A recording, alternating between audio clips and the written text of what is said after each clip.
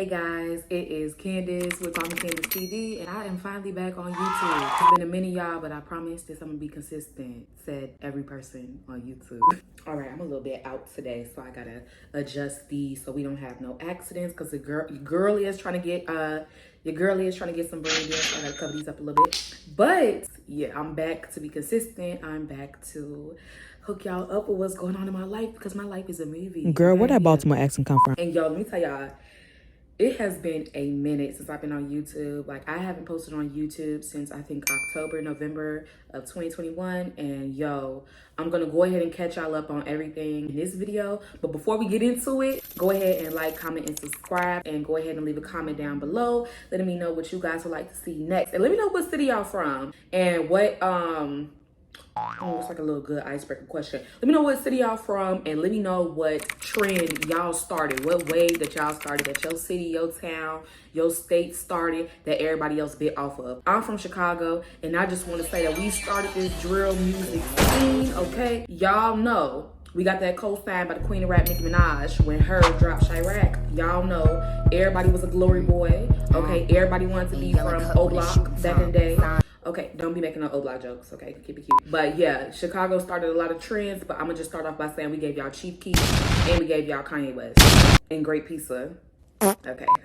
Okay, so I got some notes. I haven't done this in a while. I think I might have undiagnosed ADHD, y'all, because it's so hard for me to like focus on videos and everything. So I did attempt to write some notes. Look at your girl being all organized. But yeah, let's go ahead and start off this video with why I've been MIA and a little introduction to some of y'all that don't know me. If you're coming in from my other socials, call me Candace.TV on TikTok, or been following me since my handle was Chef Candace. Welcome back. And if you're new, go ahead and keep watching this video so you guys can learn a little bit about me, because you already see I'm a little bit spicy and a little bit unhinged. I don't know if it's a Chicagoan in me, or if you into astrology, I am an Aries, so. And so I got my little key points, y'all, so we can be on point.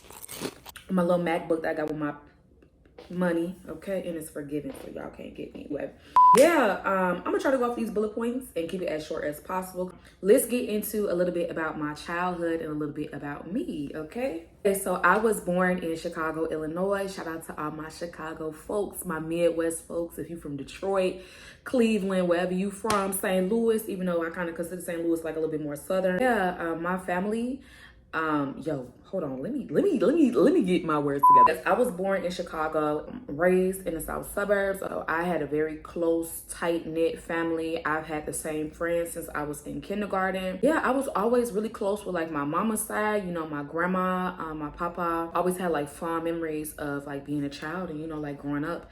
Chicago, if you know, you know, like growing up in Chicago before everybody was passing away, before everybody was tweaking with the guns and the hood. Look, Chicago was very fun to be growing up in. I remember going to the rink. I remember going to House of Kicks. I remember going to Hollywood Park. For some of y'all that was more in the suburbs, it used to be so much fun, like going to little splash pads, going to the Taste, the Bud. You know, Chicago was very memorable. I have great memories growing up. As long as I can remember, since I was like 5, you know, my parents would go out of their way every year to go all out for Thanksgiving. They would go all out for Christmas. We'll always go on family vacation. So I grew up an only child. My parents were married for 20 years. I'm not gonna say their names for the sake of privacy. I love my parents very much. They were working very hard to give us like vacations. And they did a lot for me. Like, it wasn't easy growing up in 2011 as a middle schooler, 2010 through the drill music scene in Chicago. Like, I wanted to be outside. Chief Keef had just dropped. Ain't nobody finna be in the house as a preacher's kid, because my dad is a pastor. Ain't nobody wanted to be growing up with strict parents, and Chief Keef just dropped. You feel me? You feel me? P. Rico just dropped. I want to be outside. I want to be turning up with my friends. I want to go to the juking parties. So yeah, I was the only child. My parents were a little bit strict. Fast forward, you know, childhood was great. Disney World, vacations, getting awards for my music. Not my music. For my art, for my literature. Always being smart, always being in advanced classes, always getting pulled out to be at the pizza parties, because, you know, your girl was very much on the AR advanced list, always in advanced English. They kept putting me in advanced math in elementary and middle school. I was like, what are y'all doing? I'm not no advanced math girly, okay? I like to read. I like to be on my little Twilight kick. I like to be with the little alt-black kids and stuff, you know, but I feel like growing up, I used to mesh with every friend group. You're gonna see me with the band kids. You're gonna see me with the athletes. You're gonna see me with the popular kids. kids. You might see me with the nerds and the people that be musty. It don't matter. I mess with anybody if your vibe is right. Always been like that. Always will be. But growing up, I was a little bit introverted, and once I got to middle school, I started battling with more, let's say, mental health issues. So with the drastic change in the environment in middle school, you know, hormones are raging, you have a different setting, you know, not everything is like peaches and cream. Like middle school, people, you know, kids are a little bit meaner. You starting to like get boys all up in your face and like, you know, like all of that. We ain't really gotta talk about that, but y'all know how middle school is. It's definitely like a 180 from elementary school. So trigger warning. In 2012, I was had a very, very long day at school. I remember it. I was in 7th grade. I had a very long day at school. I just came back from a sports game. And I remember I was upset about something. I'm not going to share what I was upset about. But I came home and was so distraught. If I remember correctly, I feel like a lot of stuff was building up to this moment of my breaking point. But I was in 7th grade and I had like my first unalive attempt. And it was so scary. I was a very dark time in my life. And I just remember how scared I was, just lashing out and having like a little episode and like just wanting to hurt myself. It scared my parents. It was scaring me. It was very confusing. And eventually, that was my first time being in the hospital. I had to go to the adolescent behavioral hospital at that time, and I was diagnosed with bipolar disorder. Now, to this day, I feel like that was the only time I ever got a mental health diagnosis. I do want to go back because my research is making me speculate that I might have been misdiagnosed, and I want to go back and talk to a professional and see if it was autism, ADHD that I might be dealing with, honestly. A lot of Black women tend to be misdiagnosed with bipolar disorder at adolescence, like I was, but story for another day. But yeah, I had my first unalive attempt because I had a very, you know, just a stress, I guess, of like stuff that 7th graders are going through at that time. And that set the tone for the next 3 to 4 years of me being in and out, battling bipolar disorder and depression and unaliving thoughts and episodes in and out of the mental hospital. And I just remember being in those little grippy socks and being around people that I was like, yo, I thought I had mental issues, like lashing out on so-and-so and like wanting to hurt myself, but y'all up in this mug crazy, not really crazy like that. Yeah. So I was in and out on different medications, different therapists, different psychiatrists. My parents were very hands-on with getting me the help that I needed. And I applaud them for that because a lot of Black parents in the African diaspora period don't really take mental health serious and see the warning signs in their kids that their kids are about to crash out and could potentially be somebody that harms others or harms themselves ultimately. I really appreciate my parents for introducing me to therapy, letting me know that medication and help was out there, you feel me?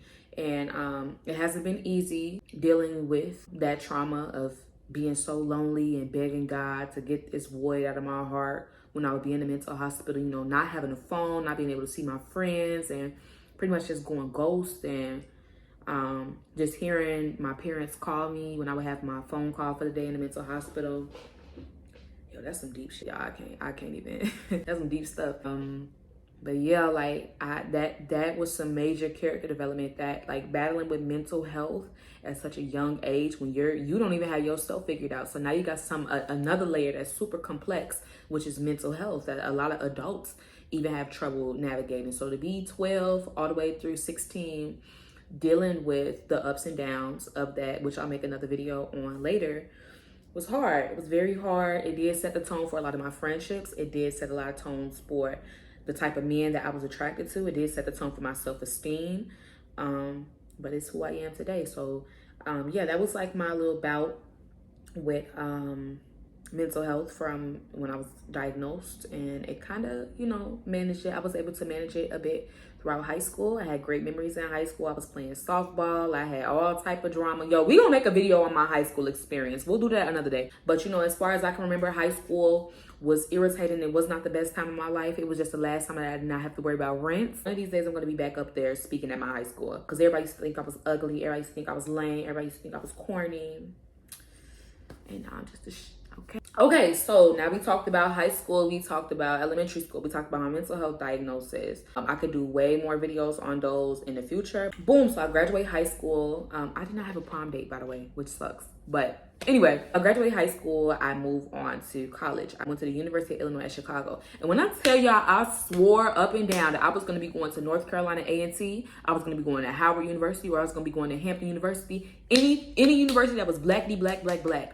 And where did I end up at? A PWI. Nothing wrong with a PWI because I went there. I know people that went to HBCUs. And you know what? I'm grateful that I even had the opportunity to afford and go to college. But we gonna get into that later. But college, where do I start? Long story short, the summer after I graduated high school, I lost my grandmother.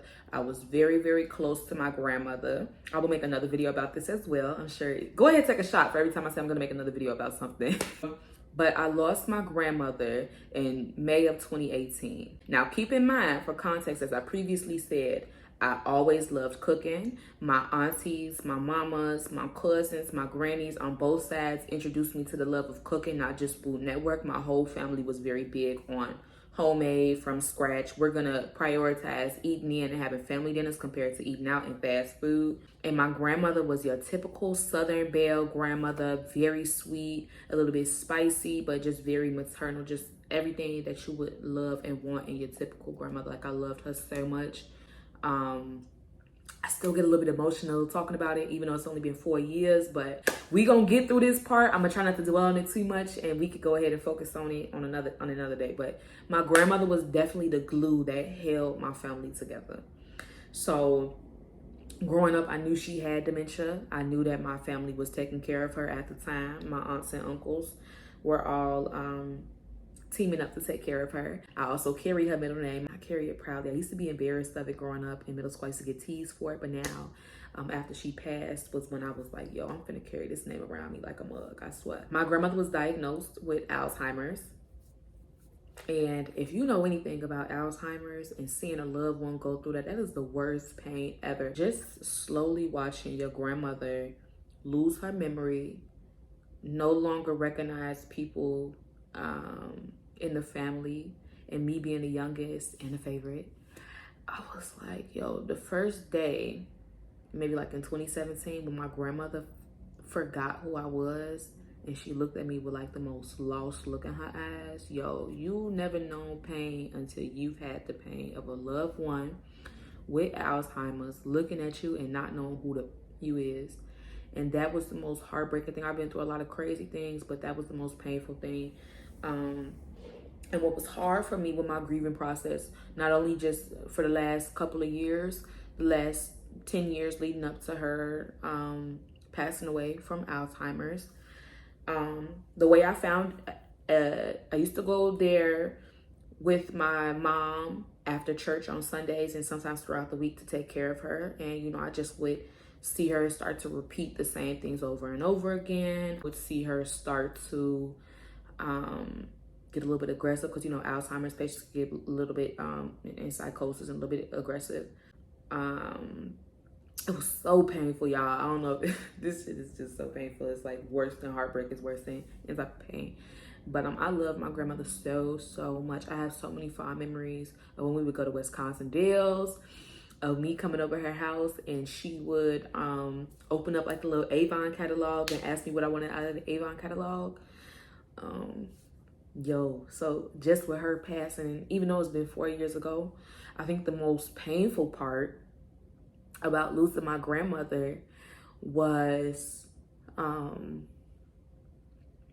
was putting off going to see her. I was putting off going to see her with my mother.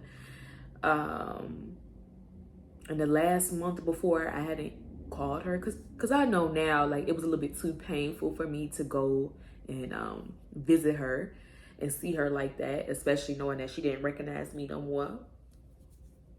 But the month leading up to before she passed, I hadn't seen her or visited her. So what that means is when she passed, I never got a chance to say goodbye or like spend like my last month with her. And on my grandmother, like, this disease took my grandmother away. That's the worst pain ever, like any situation, just not being able to say goodbye to a loved one, that will change you as a person. And I was 18, and I've carried that guilt around with me for a very, very long time. And I was very, very angry and very confused. Angry not with myself, but more so angry with God, because my grandmother would frequently go to church every Sunday faithfully. Would always have her Bible on her, dresser. Now that I know it's an altar. Very spiritual, very typical Southern Christian grandmother that loved everybody.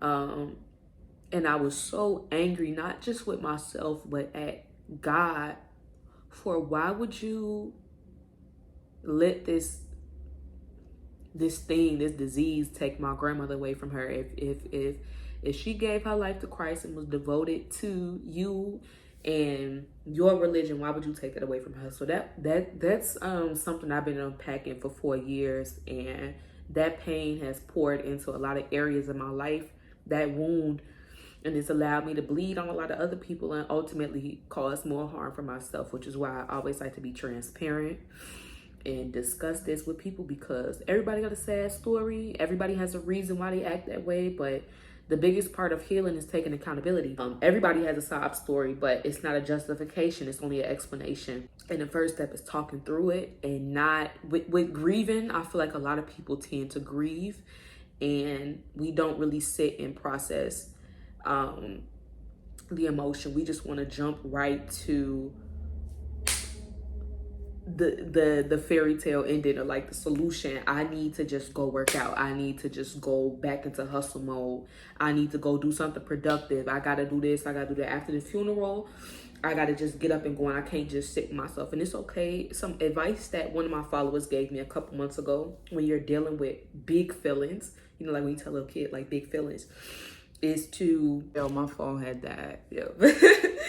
Some advice that one of my followers gave me through a very dark time that I had at the beginning of this year, which was January 2022. In order to truly heal, you have to sit with your emotions. You have to sit with your emotions. It's okay to sit with your emotions, but you don't want to unpack there. You don't want to become your trauma. You don't want to just wallow in it.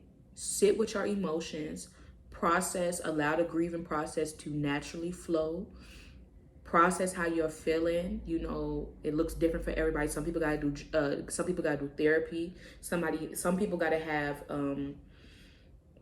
meditate. I don't know like what mediums that people like, but the key is to reflect in a healthy way that is not drinking, that is not overworking, that is not thinking that you're doing positive and productive things, but you're really just suppressing it. You have to address those shadows, that grief, that pain head on, as long as you do not unpack there and allow it to be an excuse for everything going on. You just cannot unpack and settle with that pain. We have to make peace with our demons. A part of healing is making peace with your demons. It's not being afraid of them. It's not suppressing them. It's not running away from them. Healing is not deleting, control, alt, and deleting every ugly, painful part of you, every part of us that is too shameful, too painful, too vile and evil for us to look at and process. Healing is about accepting it, but letting it know that it can no longer serve you. You no longer serve me. That's what I mean by not unpacking. Facing all of those hideous things and being like, I accept you. I'm not suppressing you. I'm not pushing you to the side. I'm not erasing you. I'm accepting what part that you played in my life.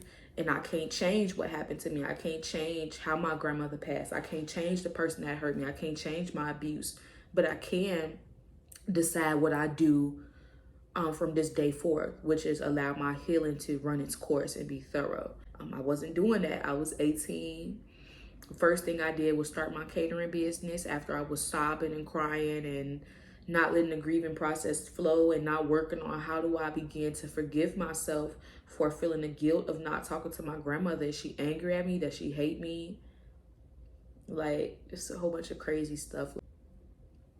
And, of course, she don't hate me. Of course, my feelings were valid, but a lot of times when you don't sit with yourself and you unpack and allow these traumatic things to be the puppet master of our life, those narratives become ingrained. And the more you put off your grieving process, and the more you put off your healing process and addressing those shadows, those ugly parts of us that we run from, the more they start rewiring our subconscious, and we carry that around, and we start bleeding on people. We start hurting people unintentionally. Sometimes it could be intentionally you hurting people, because projection is a thing. This pain that I'm feeling inside, I want somebody else to feel it. I mean, if you read the 4 agreements, then you know. Yeah, man. So it's been a while since I talked about this. It's been a minute since I processed it. So I was on go mode. I was in girl boss mode. And with that pain and the wisdom that I have now, I realized there's a lot of things that I used to suppress that I went through. In middle school, I never addressed.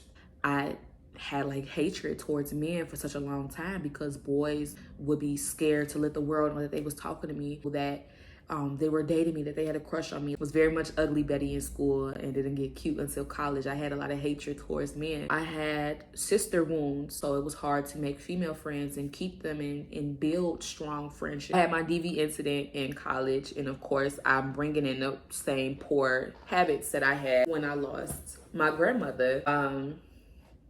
Yo, I decided to drop out of college, and I felt like a failure for such a long time. I ended up moving back home with my parents, and living with them, which kind of, let's go ahead and get into this. Let's go ahead and talk about it. I started catering at home, doing some content creating, doing this, that, and the third.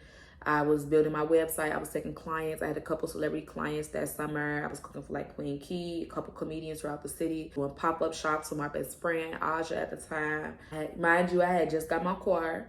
I had gotten into a really bad accident. Yo, my life is a movie. I swear I'm not making none of this up. It's not funny, but I had gotten into an accident one day when I was delivering food to my friend, because I was selling plates. My parents would let me sell plates. I was steady driving my car a week after an accident, where I'm gonna put some pictures up too.